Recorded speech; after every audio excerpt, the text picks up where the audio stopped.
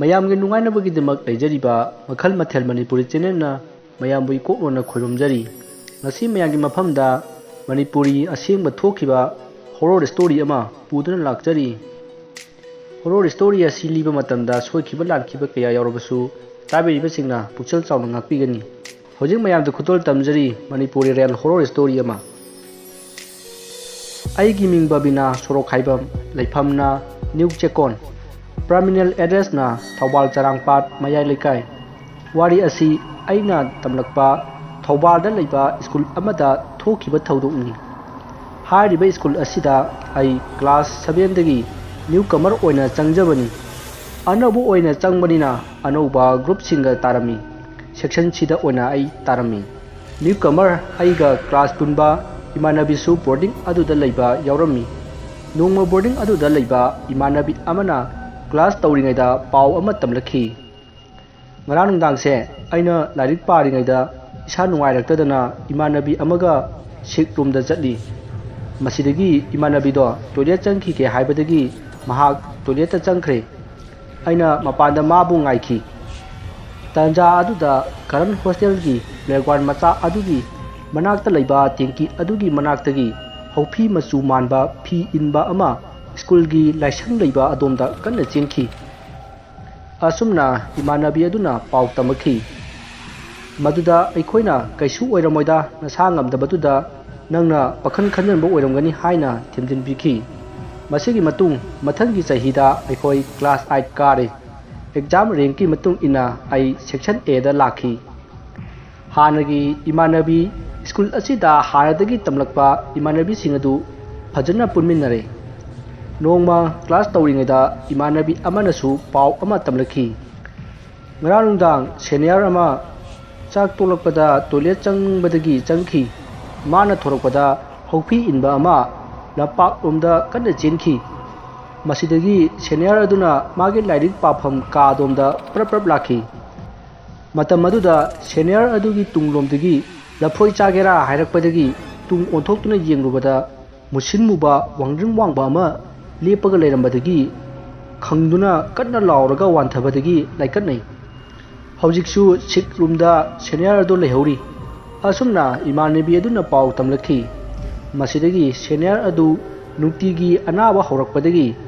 ꯂꯥꯏꯌꯦꯡꯕꯗꯁꯨ ꯐꯠꯂꯛꯇꯕꯗꯒꯤ senior sister ꯑꯗꯣ ꯌꯨꯝꯗ ꯄꯨꯊꯍꯟꯈ꯭ꯔꯦ꯫ ꯃꯁꯤꯗ ꯂꯥꯏ ꯇꯤꯟ ꯈꯨꯔꯨꯝꯈꯤ꯫ ꯃꯁꯤꯗꯒꯤ ꯕꯣꯔꯗꯤꯡꯗ ꯑꯗꯨꯝ ꯆꯪꯉꯛꯈꯤꯗ꯭ꯔꯦ꯫ ꯍꯥꯏꯔꯤꯕ ꯁ꯭ꯀꯨꯜ ꯑꯁꯤ ꯆꯍꯤ ꯈꯨꯗꯤꯡꯒꯤ ꯑꯣꯏꯅ ꯀ꯭ꯂꯥꯁ 10 ꯀꯥꯕ ꯅꯨꯄꯤ ꯑꯃꯗꯤ ꯁꯨꯡꯁꯣꯏ ꯁꯣꯏꯗꯅ ꯂꯥꯏꯑꯣꯛ ꯇꯤꯟꯑꯣꯛꯅꯔꯒ ꯌꯥꯝꯅ ꯖꯥꯠ ꯊꯤꯅ ꯅꯥꯔꯒ ꯌꯨꯝꯗ ꯍꯦꯛ ꯄꯨꯊꯅꯩ꯫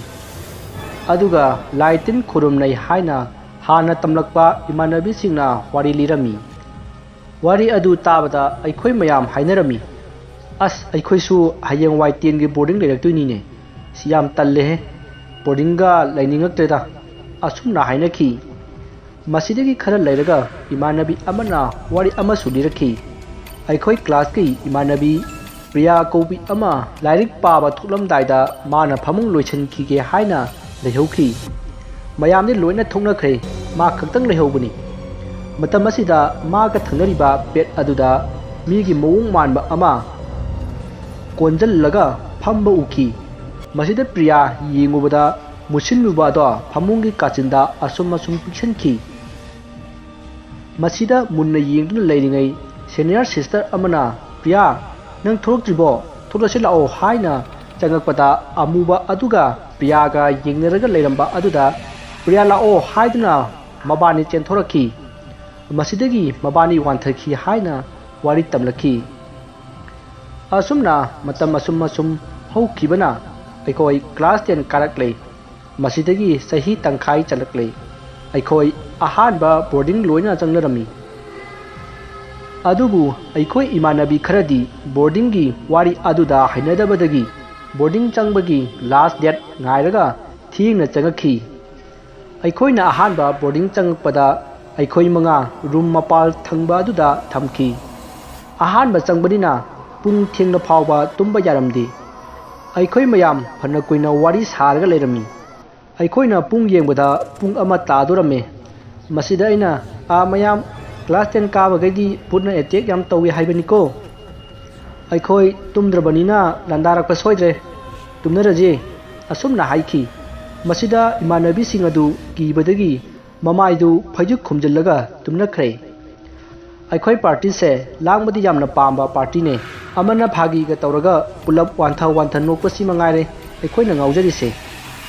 नोखेबा खरा कनबा सिदा अखोइसे बोर्डिंग ओजा खैनसु कया नुसिरमदी असुमना मथंगी नोंगालगा वार्डन मिसना नोई फमुंगदा ngaraंगदी याम कुइना तुमदे ओरेंदैदी यारोय हायरक्लमी अखोई मसेन लांगबा फंगलोरी तौरी जाला हायना मिची खतनारगा तुमिन नोक्लमी मसिगी मतुंग नुमित निनी लेरगा रोलगी मतुंग इना आइगा तमिनगदबा इमानबी बेट चेंज तौरमी थानदगी तिनरकपा पार्टी दो बेट पुंद्रे अखोई अहुम तुम्हल्ले अखोई अहुम अमती पुलहौरे इमानबी अतैदी तोंगान बदा तानरे मतमना असुम लापना मतमदो ऐंगोंदसु यरुक्ला माले स्कूल टाइमिंग नि नुंथिलदा हाफ लोयरगा पेरियड अमा लोयखरगा टॉयलेट चटपदा मी अमदगी हेना चटप यादबदगी आई इथंता चटकी हॉस्टेल गा बोर्डिंग गा अदुम समनरगा लेबा स्कूल बोर्डिंग नि हॉस्टेल टॉयलेट अदुदा टॉयलेट अहुम लई मिडल टॉयलेट तुदा आई चंखी कॉर्नर टॉयलेट अदुदगी इसिंग लौथोकपगी मखोन अमा तारमी खुदक्ता टॉयलेट तगी थोरकपदा टॉयलेट अदो मी अमता लेरमदे अदुगा थोंगी हांगगा लेरमी अइना मनुंग चंगछिलगा कोंजिलदु लेसनगे हाइना चंगुबदा इसिंगदी तारमदे कोंजिल अदुसु अइना लेथोकपदा इसिंग तारकते मनुंगदुसु इसिंग मरिक अमता तारमदे मखोलदी याम हौना ताखिबनी अदुबु नुंगथिल ओइबनिना आई पाकनदी किरमदे अदुबु तौरिबा मवोंगदु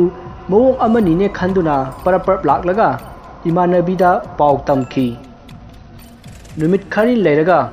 स्कूल काबा लेपगा स्कूल की नुंदांग कोचिंग तौरगा अयुक नुंथिंदना स्टडी तौबा होरखी नोंमा इमानबी अनी लांगलेन थोइबी अमदी संध्यापति नुंदांगदा लाइरिक पाबा लोइरमदाइदा टॉयलेट चंगुसी हाइनदुना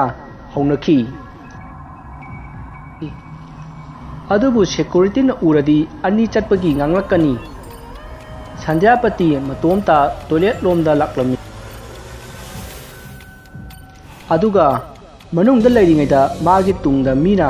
थगुकपगी खोंजलदा इक लाउरकपदगी ओंथोक्तुना येंगुबदा मुसिनमुबा अमा लेरमबदगी रूमदा कन्ना चेलखी मयाम लाइरिक पाबा लोरगा रूम चंगकपदा लांगलेन थोइबिदा पाव अदु संध्यापतिना लिरमी मसिगी मतुंग संध्यापति लांगलेन थोइबिसु मखोइना सुपनबा फजुब लोनली मसिदगी संध्यापतिदा लांगलेन थोइबिना येंगलुबदा संध्यापतिदो लांगलेन थोइबिदा ममितना खाना येंगलगा मसमदुना ममांगदा थादरगा मसादु निकलगा लेरमी मसिदा लांगलेन थोइबिना संध्यापतिबु कौखी अदुबु संध्यापतिदु खुमलक्त्रे करीमता खुमलमदना फमुंगदा परप चंगगा तुमखरे मसिदगी लांगलेन थोइबिदु किमनबदगी कपखी ममानबी मयामना माबु थेंखी बोर्डिंग अदुदा रूम असांगबा अनी लई मसिदा फमुंग परेंग थारगा क्लास 10 नुपी खै थंबनी मसिदगी नुंगांगदु हौखरे मथंगी नोंगाले अदुगा स्टडी लोरगा नुंगिन पोथानबा मतमदा आइना फमुंग लोइसली कांदा इमानबी अमा लाखी अदुगा ngarang लांगलेन थोइबिदु कप्पी हाइना पाउ तमलई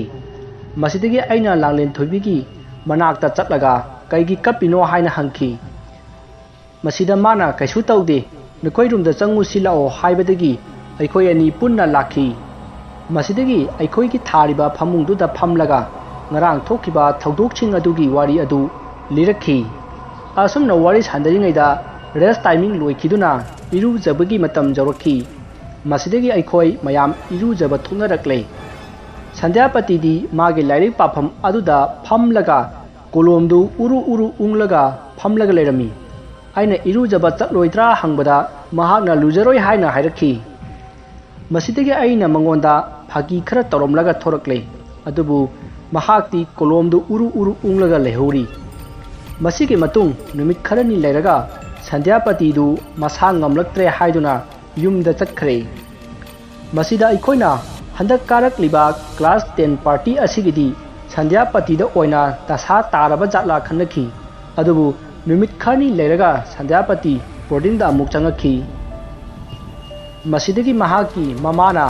ꯖꯟꯇ꯭ꯔ ꯑꯃ ꯁꯤꯕꯤꯔꯝꯃꯤ꯫ ꯃꯁꯤꯗꯒꯤ ꯀꯩꯁꯨ ꯇꯧꯈꯤꯗ꯭ꯔꯦ꯫ ꯃꯁꯥ ꯉꯝꯗꯕ ꯈꯣꯠꯇꯕ ꯀꯩꯝꯇ ꯇꯧꯈꯤꯗ꯭ꯔꯦ꯫ ꯃꯁꯤꯗꯒꯤ ꯑꯩꯈꯣꯏꯁꯨ ꯃꯥꯅ ꯀꯩꯁꯨ ꯇꯧꯗꯕꯗꯨꯗꯗꯤ ꯋꯥꯈꯜ ꯈꯔ ꯅꯨꯡꯉꯥꯏꯅꯔꯦ꯫ ꯃꯁꯤꯒꯤ ꯃꯇꯨꯡ ꯅꯣꯡꯃ ꯔꯦꯁ ꯇꯥꯏꯃꯤꯡꯗ ꯁꯟꯙ꯭ꯌꯥꯄꯇꯤꯅ ꯑꯩꯈꯣꯏꯒꯤ ꯀꯥꯗ ꯂꯥꯛꯂꯒ ꯋꯥꯔꯤ ꯑꯃ ꯂꯤꯔꯛꯈꯤ꯫ ꯅꯣꯡꯃ ꯃꯍꯥꯛꯅ ꯇꯣꯏꯂꯦꯠ ꯆꯪꯅꯤꯡꯗꯅ ꯇꯣꯏꯂꯦꯠ ꯆꯪꯈꯤ꯫ ꯃꯇꯝ ꯑꯁꯤꯗ ꯃꯍꯥꯛꯇꯤ ꯑꯌꯨꯛ ꯑꯣꯏꯔꯨꯕꯩ ꯅꯤꯡꯂꯨꯕꯅꯤ꯫ ꯑꯗꯨꯕꯨ ꯄꯨꯡꯂꯝ ꯃꯝꯂꯝꯕ ꯑꯗꯨꯗ ꯔꯨꯝꯗ ꯑꯃꯨꯛ ꯆꯪꯉꯛꯑꯒ ꯄꯨꯡ ꯌꯦꯡꯂꯨꯕꯗ ꯑꯍꯤꯡꯒꯤ ꯄꯨꯡ 2 ꯈꯔ ꯍꯦꯜꯂꯝꯂꯦ꯫ ꯑꯗꯨꯒ ꯃꯩꯁꯨ ꯂꯥꯛꯂꯝꯗꯦ꯫ ꯃꯁꯤꯗꯒꯤ ꯃꯍꯥꯛꯅ ꯂꯦꯝꯞ ꯑꯃ ꯄꯥꯏꯔꯒ ꯇꯣꯏꯂꯦꯠ ꯂꯣꯝꯗ ꯂꯥꯛꯈꯤ꯫ ꯃꯇꯝ ꯑꯁꯤꯗ ꯊꯪꯅꯕ ꯇꯣꯏꯂꯦꯠ ꯑꯗꯨꯗ ꯃꯤ ꯑꯃ ꯐꯝꯕꯒꯤ ꯃꯑꯣꯡ ꯃꯥꯟꯕ ꯑꯃ ꯎꯈꯤ꯫ ꯃꯁꯤꯗ ꯑꯩꯅ ꯂꯦꯝꯞꯗꯨ ꯈꯔ ꯂꯩꯈꯠꯂꯒ ꯌꯦꯡꯂꯨꯏ꯫ ꯇꯥꯟꯖꯥ ꯑꯗꯨꯗ ꯇꯣꯏꯂꯦꯠ ꯑꯗꯨꯒꯤ ꯊꯣꯡꯗꯨ ꯒ꯭ꯔꯣꯛ ꯂꯥꯎꯅ ꯄꯣꯅꯥ ꯄꯥꯟꯁꯤꯟꯈꯤ꯫ ꯃꯁꯤꯗꯒꯤ ꯃꯍꯥꯛ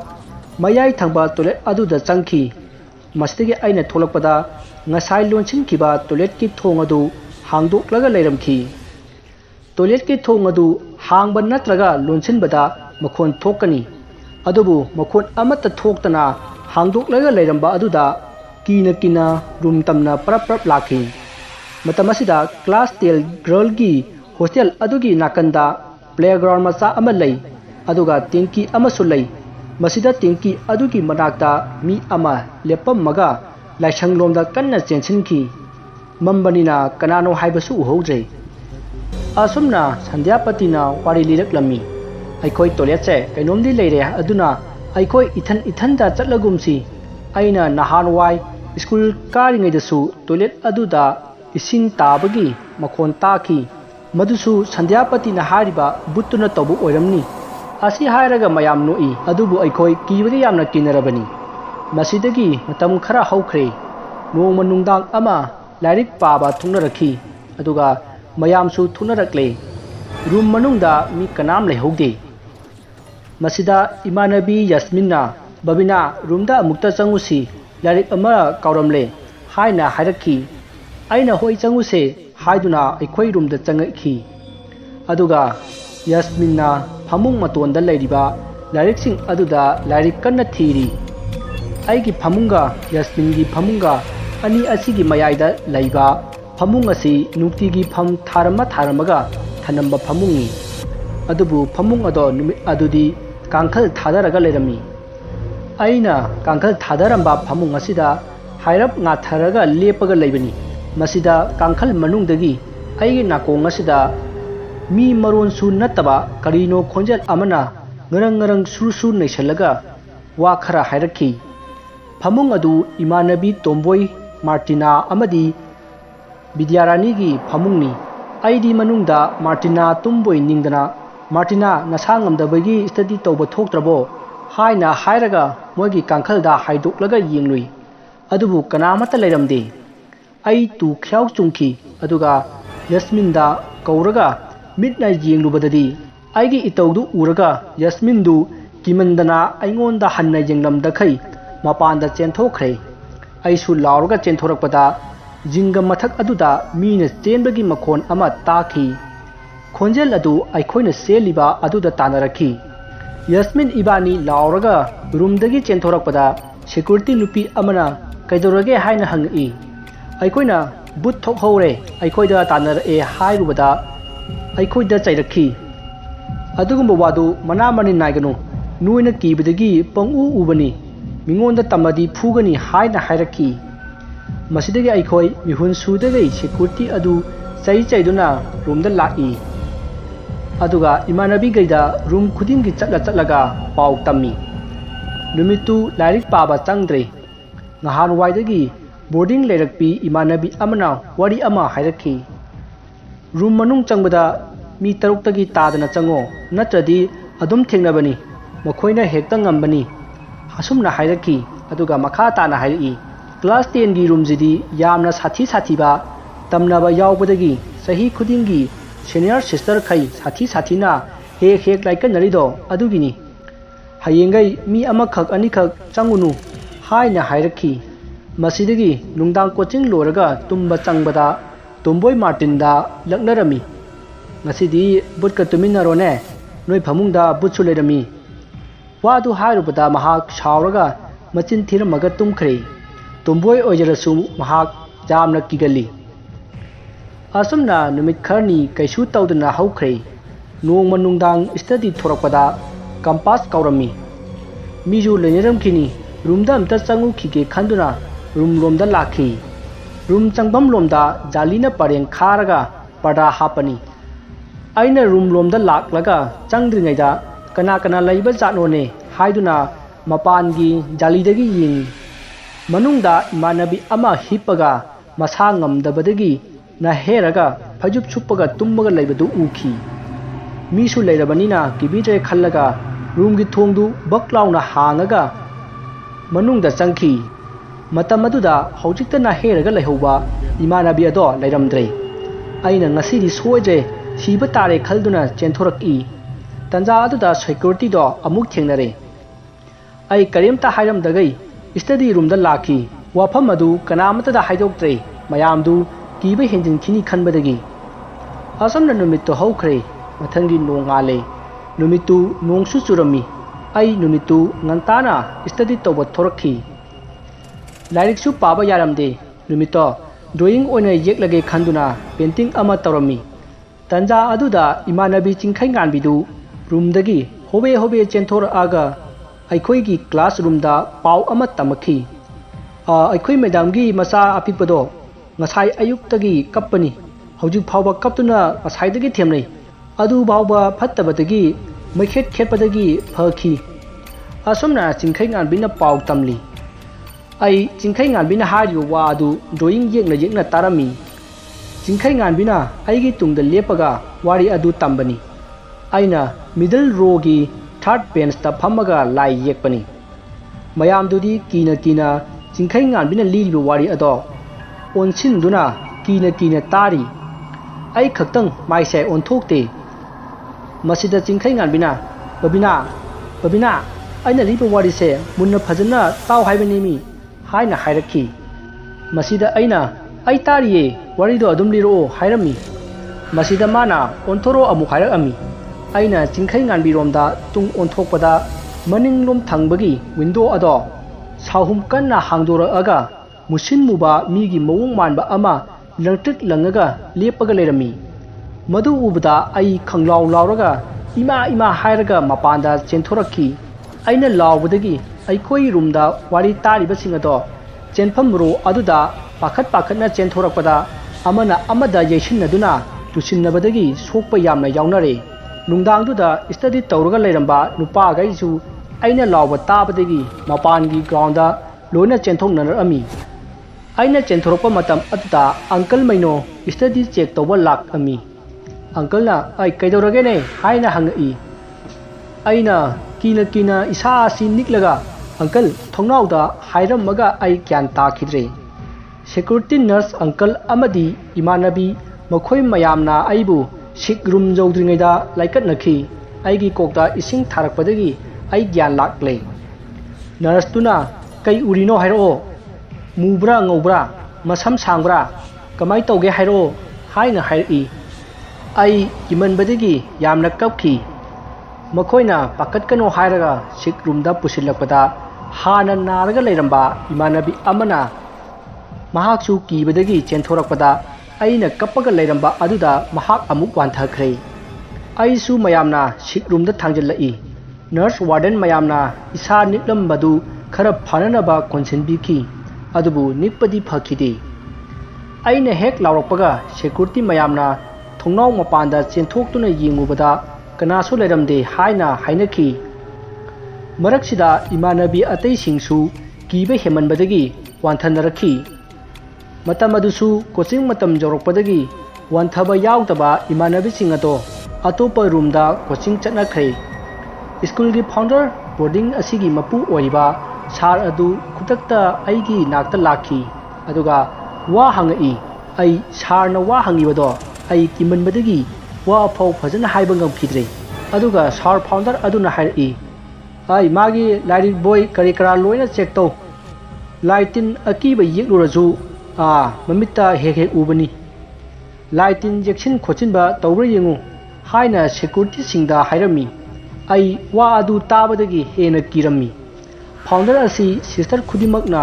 रोबोट ओइन उरिबनी मसक्तो कैसुम तौजद्रबसु यामना किनबो ओजानी अइना लाई येक्लम्बा अदु सोयदना खंखरनी अइ ngasiदी फुबा तारे खंजखी अदुबु लाइबक फबदी अइना लाई येकपा बोय अदुदी अइगी इमानबी तयापतिना पुरगा कोचिंग क्लास जावबा चक्किरमे सिक्युरिटीना लाइकतगी हेना करिंत लेते सार हाइना हायरखी अइना ज्ञान लाकपदा फाउंडरना वा हंगअमी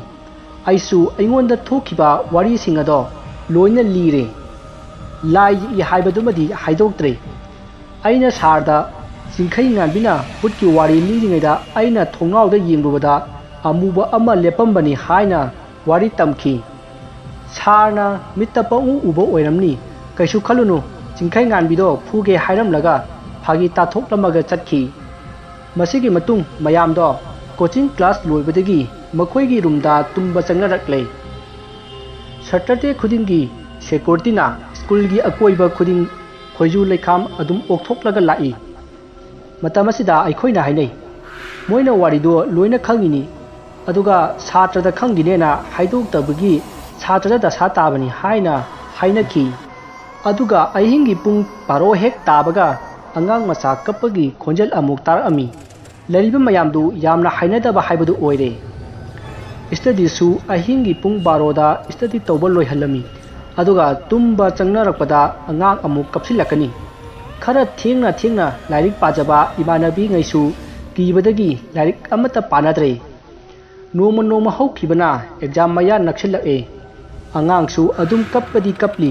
अदुबु कप्पगी खोंजल तामलक्तना कीबु कीनद्रे मयामदो एग्जाम मया ओइबगी lyric ngakta kokta khallaga leibagi akiba mayamado खरा फरखी मतंगी मतुंग इन्ना एग्जाम लोइरकदौरे एग्जाम लोइरगा हयेंदी युमदा हन्नरनी हाइबा नुमित अदुगी नुमिदांगदा फमुंग लोंजिनरगा पुन्ना तुमिनरसी अहिंग अथेंबा फावबा लांगनसी हाइनरे वार्डन मिसतगी अयाबा लौरे मिसनसु याबिरखी बोर्डिंग दो अचापोसु चाबा यारक्ते अदुबु हॉर्लिक्सती चाबा यारमी अरैबा हॉर्लिक्स लोइनम पुथोकनरगा प्लेटता हाइदोक्लगा पुन्ना मिक्स तौरगा चामिनखी नुमित्तुगी अहिंग अदुदी अंगांगसु कपखिदे नोंगाले एग्जाम लोइरे करंबा मतमदा बोर्डिंग असिदगी थोकलगा युमदा हनबा फंगनी खंजबदु युम हनबगी मतम जौरक्ले मसिदगी अइखोय एग्जाम लोइरगा युमदा हनरे अइखोयना बोर्डिंगदा अहानबा चंगकपदा टेंकी लेरिबा अदुदा सम थादोकनु हाइना वार्डन ना हाइरखिबा लै एग्जाम लोइरगा सीनियर खरदा पाउ हंगबदा वारी अमा तमखी टेंकी अदुदा ngahar waida nupi ama laikide aduna su ayamba टेंकी अदुदा सम थादोकपा यादबनी हाइरखी मसिदगी खरा लेरगा अइखोयना लेरंबा बोर्डिंग अदुगी मरमदा अंगांग सिंदा पाउ लौबदा बोर्डिंग अदु थुगाइख्रे हाइना तमलखी वारी असि मतांग असिदा लोइजरे वारी असिदा सोइखिबा लानखिबा कया यावरबसु ताबिरिबसिंगना पुक्सल चाउना ngakpigani